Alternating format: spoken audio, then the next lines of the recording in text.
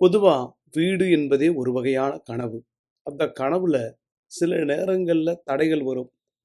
நீங்க என்னதான் வீடு கஷ்டப்பட்டு வாங்கினாலும், அந்த வீட்ல நிம்மதி இல்லாவிட்டால், அந்த வாங்கிய வீட்டிற்கு அர்த்தமே இல்லாமல் போய்விடும்.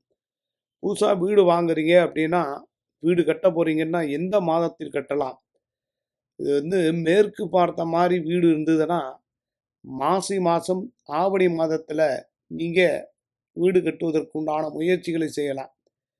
வடக்கு பார்த்த மாரி வீடு இருந்தா, வைகாசி, கார்த்திகை மாதங்கள்ல கட்டுவது தனி சிறப்பு. தெற்கு பார்த்த மாரி வீடு இருந்ததுன்னா, ஐப்பசி, சித்திரை மாதத்துல வீடு கட்டலாம். இதனால பல வகையான பலன்கள் பெறுவதற்கு வாய்ப்பு உண்டு. கோடிக்கணக்கில் வீட்டுக்கு செலவு செய்துவிட்டு, அந்த வீட்ல சில பேரால வசிக்க முடியாது. அதுக்கு வீட்டு சாபம்னே பேரு.